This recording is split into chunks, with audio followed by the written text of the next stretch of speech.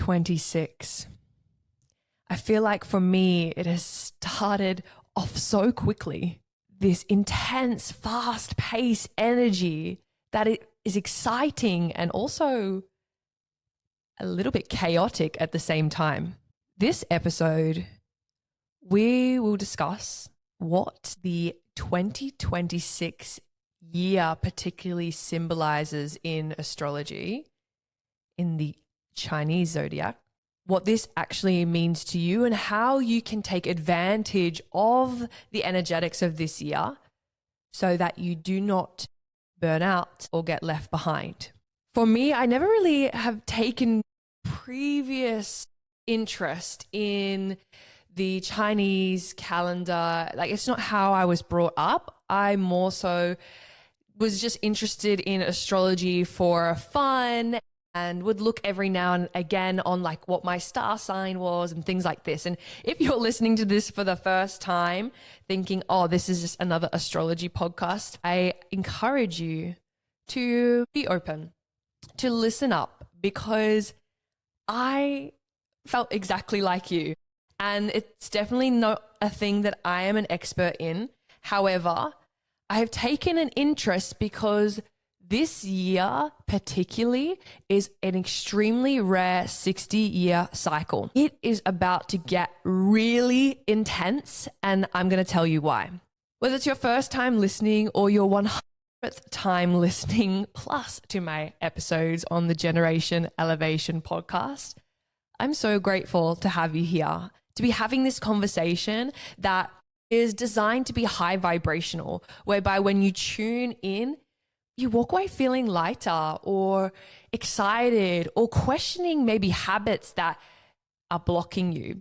This podcast is all about helping you align to your higher self so you can fulfill your purpose, so you can live a life that is designed by you, that excites you to get up every day, that you can be so passionate about. Because when you're living life from that energy, the ripple effects of that is so magic and so incredible. And I just know I started this whole journey 4 years ago because I was sick of having conversations that were bitchy or complaining or draining, ones where I walked away feeling tired and exhausted.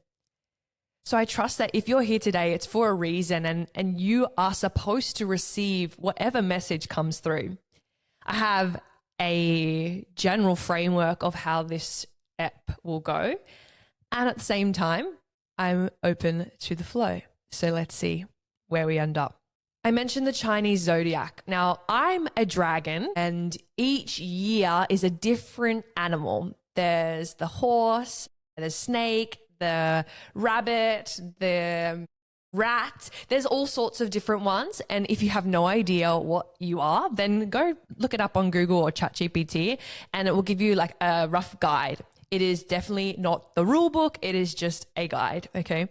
The reason I bring this up today is because this year is a rare 60-year cycle. Now, every 12 years, the animal changes on this wheel, this zodiac, right? It's like the Western zodiac of like Virgo, Pisces, Scorpio, Aquarius, all these ones. It is the same, but they just are animals. Now, what is particularly different about this year is everyone keeps talking about the fire horse. I was kind of interested in this because each month I run workshops at White City House of breathwork, meditation, and I have to have some sort of interest around what's going on in the world, what is happening in terms of astrology, the planets. Is there anything that I need to know that people are collectively going through so that I can help them? For my February event, it happened to fall exactly on the week of the Chinese New Year. So when I did a little bit of research around what is going on, I kept hearing this term fire horse, fire horse, fire horse. And I was like, wait, I thought it was just a horse year, but no, it is a fire horse year, and apparently extremely rare. So what the horse represents is acceleration, movement forward, bringing ideas into reality. And the added element of fire 10x's this power. I actually have my workbook here that I took people through in February for my event. And I just wanted to quickly read what I wrote for the year of the fire horse. So essentially what I wrote down was, across various cultural frameworks, 2026 is described as the year of acceleration, like I said. In the Chinese Zodiac, it is the year of the fire horse, a rare 60-year cycle that amplifies momentum. So some of you may be listening to this right now and have felt this energy starting the year, where everything has felt really quick. Maybe you are achieving New Year's resolutions already, and it's the start of March. You are seeing your ideas come into reality, and it feels exciting. For high performers, the challenge, however, isn't about doing more. You don't need to do more. You guys are already doing a lot. This year is more about completing what you have already started. I just want to let that land. Completing what you have already started. As I say this, maybe what comes to mind are potentially things that you've started and have not completed yet. What is that thing that you have started but not completed yet? If you hesitate or get distracted this year, so you hesitate on taking action towards that thing, or you get distracted by a fling, or you get distracted by procrastinating or other projects that aren't actually fulfilling, it's like beating around the bush, you will get left behind. This year asks, how effectively can you channel your energy to produce meaningful outcomes without burning out? Let me tell you a story.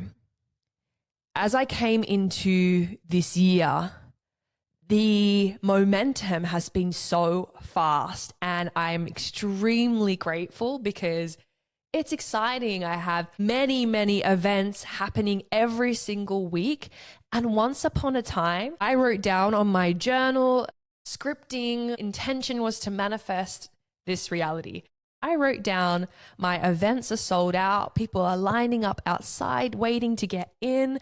I don't have to necessarily go and outreach and cold DM to organize events. Like, it's just happening. People are asking me to do that. And guys, I'm so grateful to even say that this is my reality now.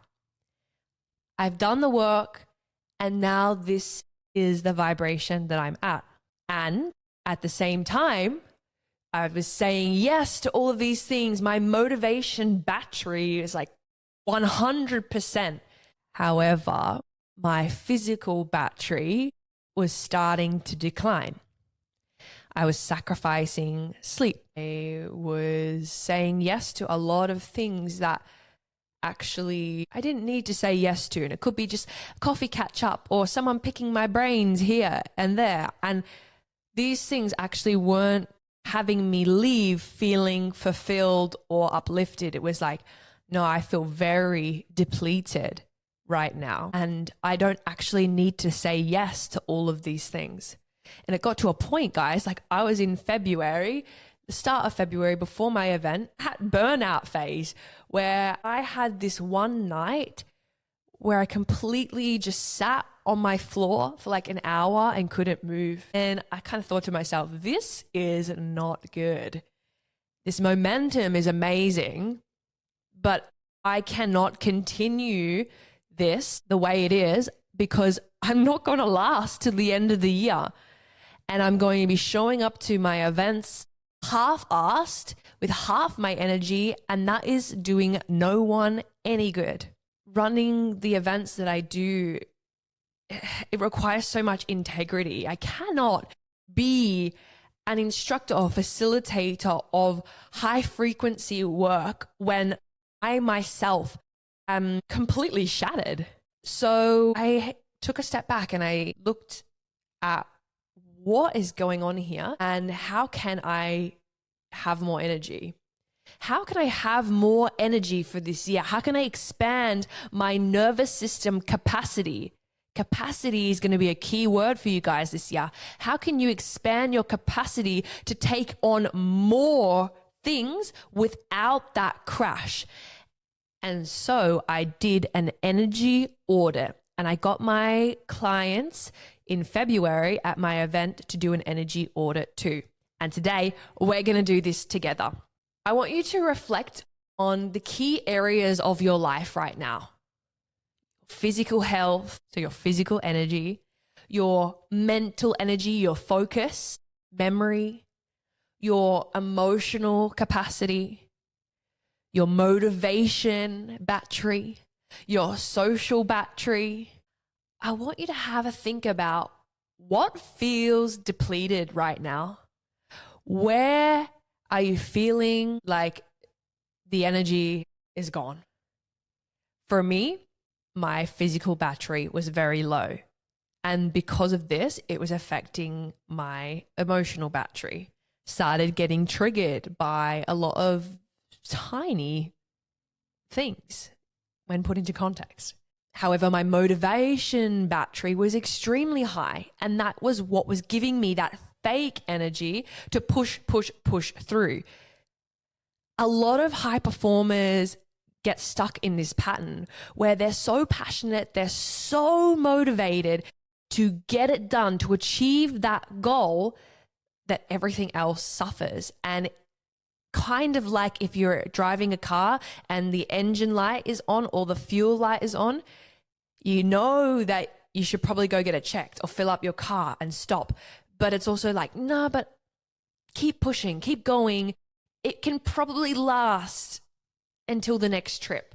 I'll go get it fixed on the next one, or no, the next trip. And then that comes along and you're too busy because you've got to get somewhere else. And so then you don't check it and you don't check it and you don't check it. And all of a sudden, bam, that engine light, you should probably go on and get that checked, or you run out of fuel. And this is what I'm saying. Your body is very similar to this. So have a think, what is really feeling low for you right now? Which area of life?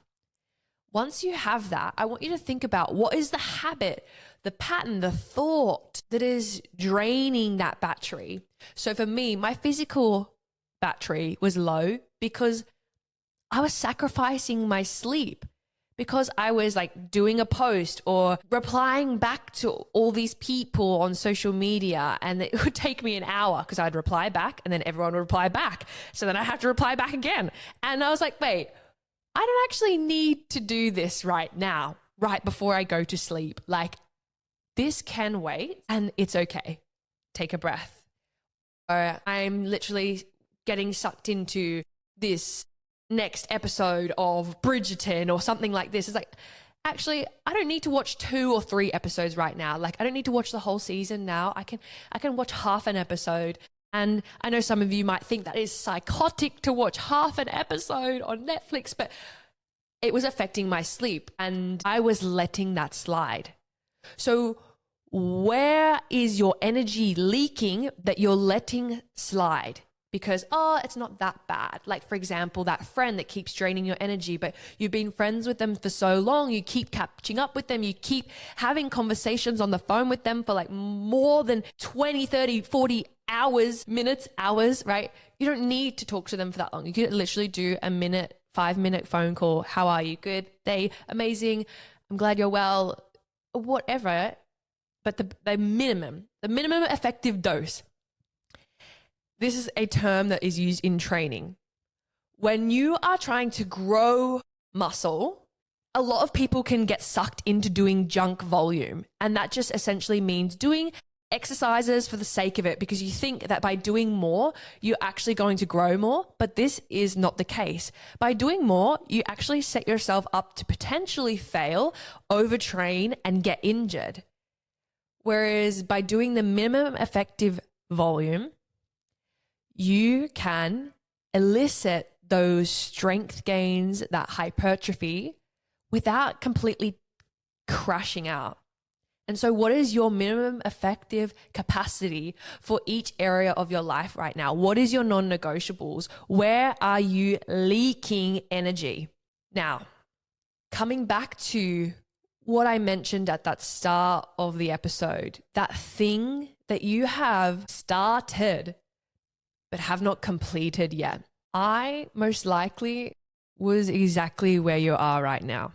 I had multiple projects that I had started but not yet finished. And my excuse was, I don't have time. I don't have time. I don't have time. And I was running around like a headless chook. I don't have time. I'm so busy. I'm so busy. But the truth is, we really all do have time. It's just that even if you don't have time, you're now prioritizing or starting up other things that are taking away from your time that you could be using to complete that project. So where are you having junk volume in your life that is taking away from the minimum effective volume you need to complete that one thing? What is the thing you have started but not completed yet? It could be that you got halfway to your New Year's resolution fitness goal and then kind of thought, oh, I'm halfway there. I'm looking better. I'm feeling better. So what's the point of actually achieving it? But the more that you do this in life, the more that you teach yourself that it's okay to be okay rather than extraordinary or incredible. It's okay to be mediocre, to half-ass things, right?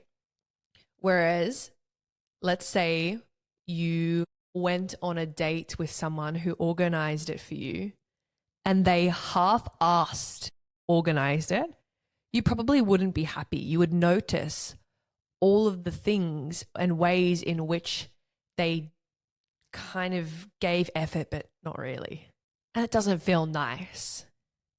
Whereas when you go on a date with someone who gives it their all and they really want to impress you, they go, wow, actually, I do really appreciate that.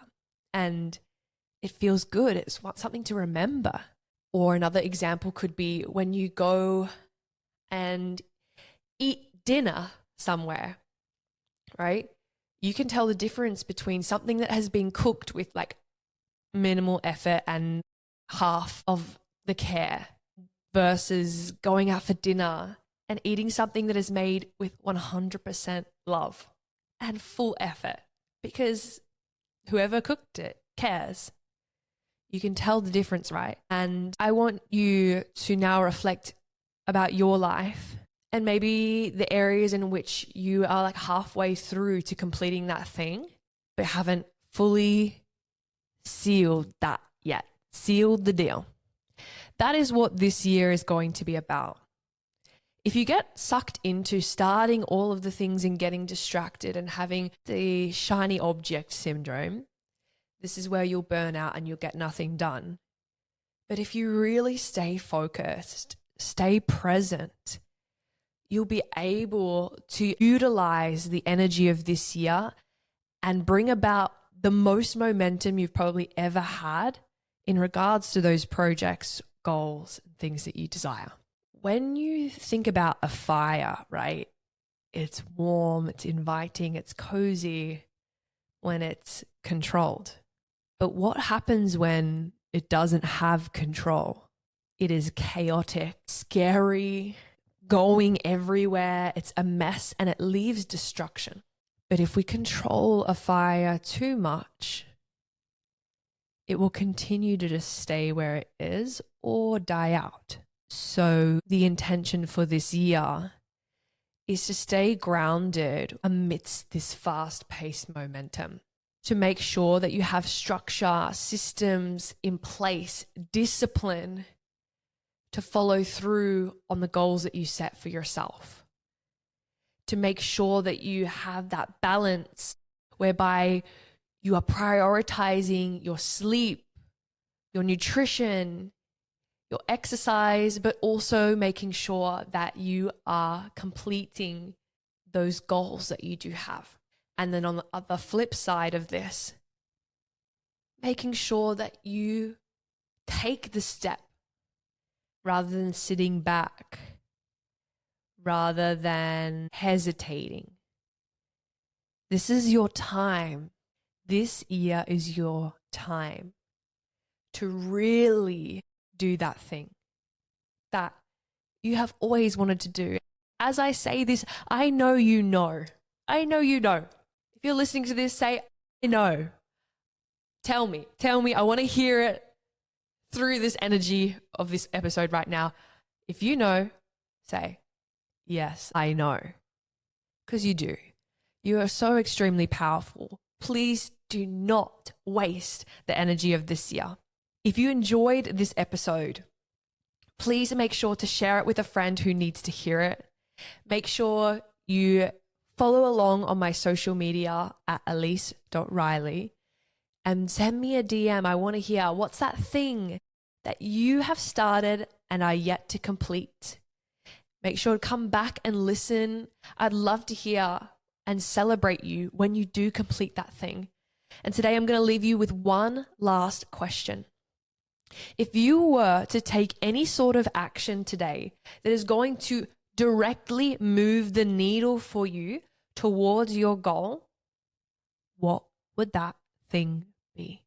And in the next 5 minutes, I want you to start whatever that action is.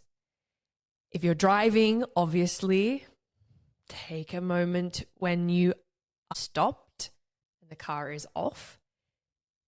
But I know you know what I mean, right? I know. You know. Thank you for listening.